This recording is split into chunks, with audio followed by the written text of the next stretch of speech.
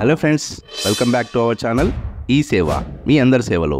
MLC voter card apply చేసే టైంలో letters ఆటోమేటిక్గా తెలుగులో ఎందుకు కన్వర్ట్ కావడం లేదు అండ్ అప్లికేషన్ ఎందుకు సబ్మిట్ కావడం లేదు, అలా సబ్మిట్ కావాలంటే ఏం చేయాలి అనే విషయం గురించి ఈ వీడియోలో చెప్పుకోబోతున్నాం. సో ఎమ్మెల్సీ ఓటర్ కార్డుకి అప్లికేషన్ ఎలా చేసుకోవాలి, ఏ వెబ్సైట్లోకి వెళ్ళి అప్లికేషన్ ఫామ్ ఫిల్అప్ చేయాల్సి ఉంటుంది అనే విషయాల గురించి మనం ప్రీవియస్ వీడియోలోనే చెప్పుకోవడం అయితే జరిగింది. కాకపోతే ఇప్పుడు సర్వర్ ఇష్యూ వల్ల మనం అప్లికేషన్ చేసే టైంలో మనం ఎంటర్ చేసే పేర్లు ఆటోమేటిక్గా తెలుగులోకి కన్వర్ట్ కావడం లేదు. అలాంటప్పుడు గూగుల్ ఇన్పుట్ టూల్స్ కానీ లేదా గూగుల్ ట్రాన్స్లేట్ కానీ యూజ్ చేసి మనము ఈ అప్లికేషన్ అని చేయొచ్చు.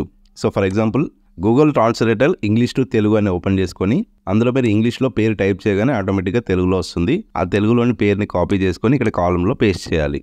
ఇలా మనకి ఏవేవైతే అవసరం ఉంటాయో కాలమ్స్, ఆ కాలమ్స్ అన్ని కాపీ పేస్ట్ చేసుకుంటూ వెళ్ళాలి. తర్వాత చివరిలో ఇమేజ్ సైజ్ వచ్చేసి కంపల్సరీ 100 KB లోపల ఉండేలా చూసుకోవాలి. అంతకంటే ఎక్కువ ఉంటే ఖచ్చితంగా సబ్మిట్ అనేది కావడం లేదు. ఇక్కడ మనకి సర్టిఫికేట్కి 200 KB ఇచ్చారు, బట్ 100 KB లోపలనే మీరు JPG ఫార్మాట్లో ఉండేలా చూసుకొని అప్లోడ్ అయితే చేయండి. ఇలా ఫీల్డ్స్ అన్ని కంప్లీట్గా ఎంటర్ చేసి వాటిని తెలుగులో కన్వర్ట్ చేసేసి సబ్మిట్ చేశాక మీకు వచ్చిన రిఫరెన్స్ నెంబర్ని స్టేటస్ ఒకటి ప్రింట్ తీసుకోవాలి.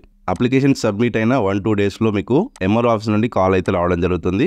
మీ సర్టిఫికేట్ అనేది వెరిఫికేషన్ చేసుకోవడానికి అక్కడికి వెళ్లాల్సి ఉంటుంది.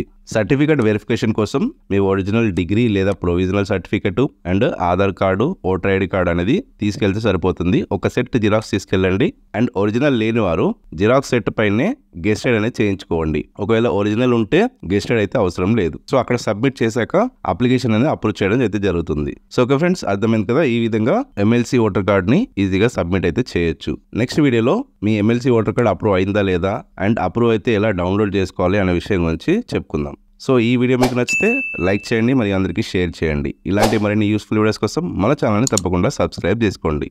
Thank you.